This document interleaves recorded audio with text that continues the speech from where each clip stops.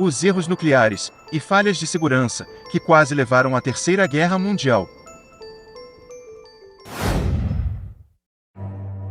Era a noite de 25 de outubro de 1962, quando um caminhão corria por uma pista de decolagem no Wisconsin.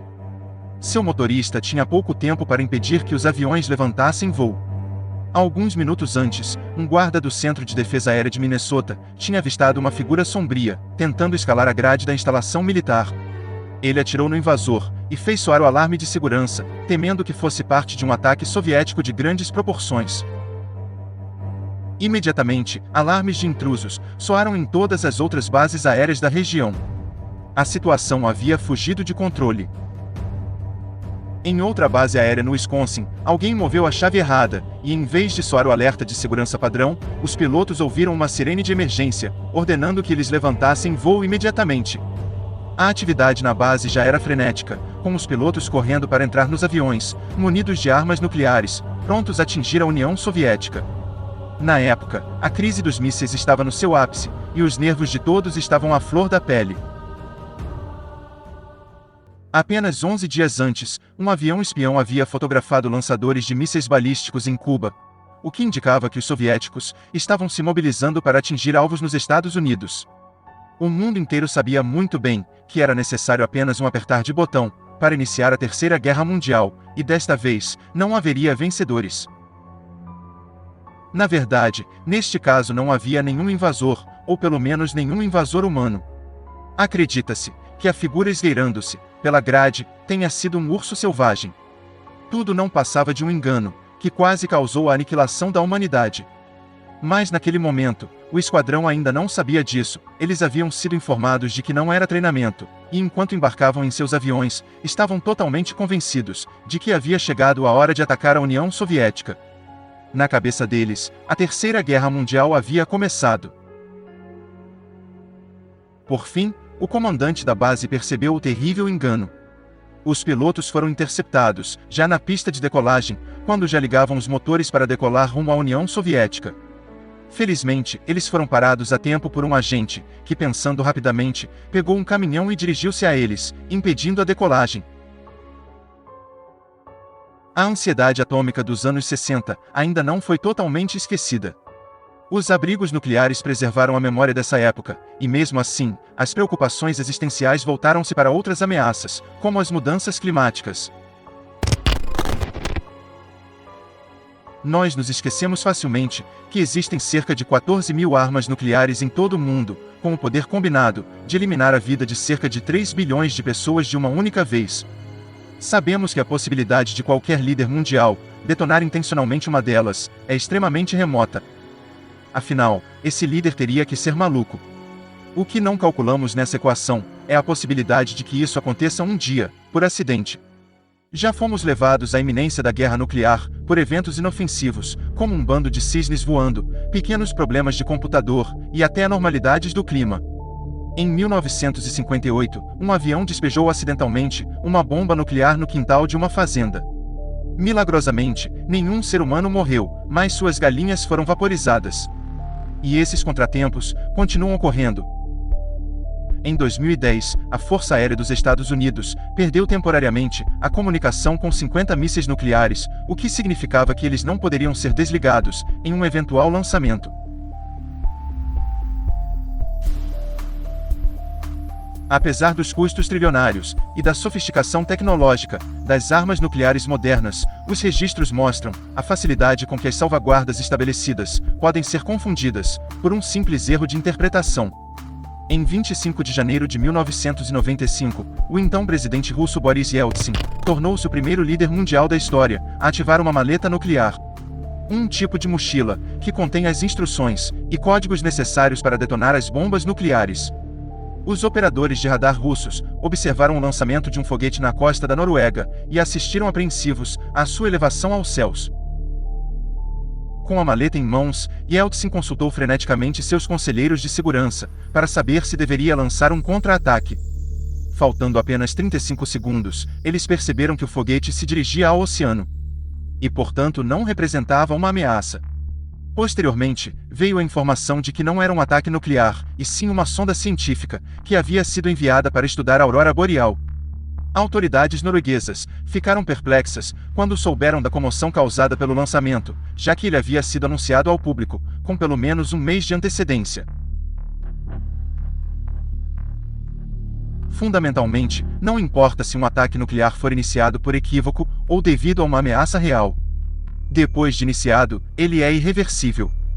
Se o presidente reagir a um alarme falso, ele terá acidentalmente iniciado uma guerra nuclear, afirma William Perry, ex-secretário de Defesa dos Estados Unidos, no governo Jimmy Carter. Depois de iniciado, não há mais nada que possa ser feito. Os mísseis não podem ser chamados de volta, nem destruídos em pleno voo.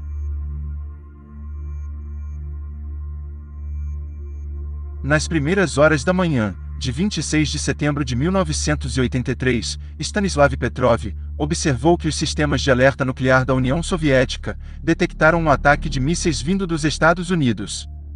Leituras de computador sugeriram que vários mísseis haviam sido lançados, rumo à cortina de ferro. Seu trabalho era registrar quaisquer possíveis ataques com mísseis e denunciá-los à liderança militar soviética. Em 1983, as relações conflituosas entre soviéticos e americanos se encontravam em seu pior momento desde a crise dos mísseis. Naquele mesmo ano, apenas 25 dias antes, caças soviéticos haviam derrubado um Boeing 747 da Companhia Aérea Sul-Coreana, matando todos os 246 passageiros, incluindo um congressista norte-americano. Os sistemas de telemetria diziam a ele que o nível de confiabilidade desse alerta era extremamente alto e que não poderia mais haver dúvida. Os Estados Unidos realmente haviam lançado um míssil contra a União Soviética. Um minuto depois, a sirene tocou novamente. O segundo míssil havia sido lançado. Depois o terceiro, o quarto e o quinto. Os sistemas automáticos de computador mudaram seus alertas de lançamento para ataque iminente. Embora a natureza dos alertas parecesse bastante clara, Petrov tinha algumas dúvidas. Ao lado de especialistas em computação, também observando a suposta trajetória dos mísseis americanos, um grupo de operadores de radar haviam dito a ele que não haviam registrado nenhum míssil indo em direção ao território soviético. Mesmo assim, o protocolo dizia muito claramente que a decisão tinha que ser baseada em leituras de computador. E essa decisão cabia somente a ele, o oficial em serviço. Nesse momento, a sala de controle estava envolta em caos. Com seus colegas aos berros, ordenando que Petrov retaliasse os americanos na mesma moeda. Em um momento de extremo sangue frio, Petrov analisou melhor os dados que recebia de seus computadores.